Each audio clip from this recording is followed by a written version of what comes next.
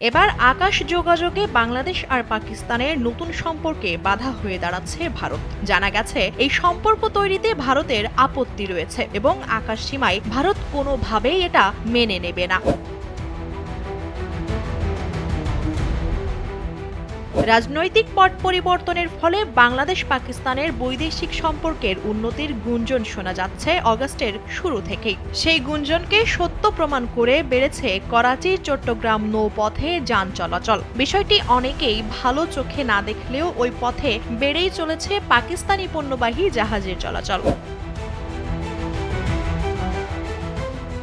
বাংলাদেশ পাকিস্তান আজন্ম বৈরী এই দেশ দুটোর মধ্যে স্বাধীনতার এত বছরেও কোনো দ্বিপাক্ষিক সমঝোতা হয়নি। তবে ইদানিংকার রাষ্ট্রীয় কর্মকাণ্ড দুই দেশের সম্পর্কের পারস্পরিক উন্নতিরই ইঙ্গিত বহন করছে। সম্পর্ক উন্নয়নের ধারায় এবার যুক্ত হচ্ছে নতুন হাওয়া। নৌপথের পর এবার শুরু হতে যাচ্ছে আকাশপথেও দুই দেশের সরাসরি যোগাযোগ। বাংলাদেশ বেসামরিক বিমান চলাচল কর্তৃপক্ষের সাথে চুক্তি হয়েছে পাকিস্তানের বিমান সংস্থা ফ্লাই জিন্নার। দাপ্তরিক আনুষ্ঠানিকতা শেষ হলেই শুরু হওয়ার কথা রয়েছে ঢাকা করাচি সরাসরি বিমান চলাচল।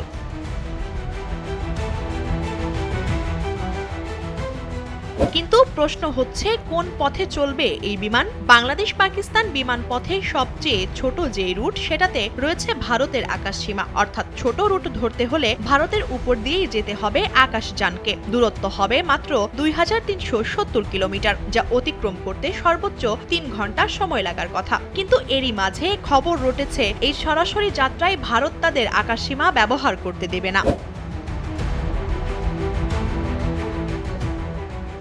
দক্ষিণ এশিয়ার সবচেয়ে গুরুত্বপূর্ণ ভূরাজনৈতিক সম্পর্ক কি এই সরাসরি যাত্রায় বাধা হয়ে দাঁড়াচ্ছে? এমন প্রশ্ন এখন সর্বত্র।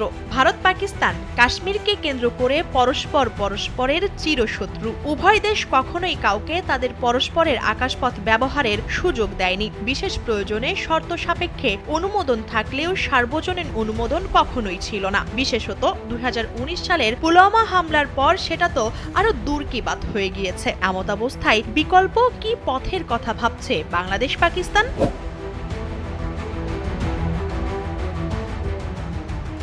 কিন্তু বিকল্প পথ মধ্যপ্রাচ্য হোক বা চীন, সে পথে কতটা সুবিধা করতে পারবে তারা? এই দুই বিকল্প পথে দুই দেশের দূরত্ব এতটাই বেশি যে যাতায়াতে যাত্রীদের গুনতে হবে লাখ টাকা, সময় ব্যয় করতে হবে 10 ঘন্টার আশেপাশে। এত ব্যয়বহুল পথে যাত্রীরা কি যাতায়াত করবে? বাংলাদেশ পাকিস্তানের সম্পর্কটা কি এখনো এতটা শক্তিশালী হয়ে উঠতে পেরেছে যে মানুষ লাখ লাখ টাকা খরচ করে ভ্রমণ করবে একে অন্যের দেশে, নাকি শুধুই আবেগতাড়িত হয়ে এই সিদ্ধান্ত?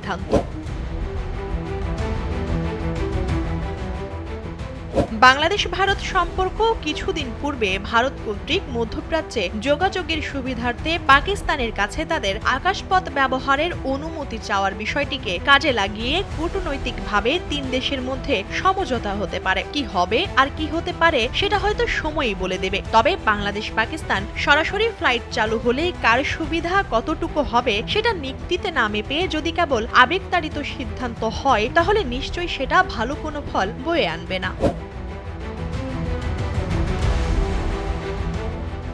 পাকিস্তানের সঙ্গে বাংলাদেশের দূরত্ব অনেক বছরের। হঠাৎ সেই দূরত্ব কমাতে অতি উৎসাহী কোনো সিদ্ধান্ত দেশের উন্নয়নে কতটুকু কাজে আসবে সেটা নিয়েও ভাবা উচিত বলে মনে করেন বিশ্লেষকরা। আপাতত এতটুকু ধারণা করাই যায়, বাংলাদেশ পাকিস্তান সরাসরি আকাশযান চলাচলে ভারত সিলমোহর দেবে না।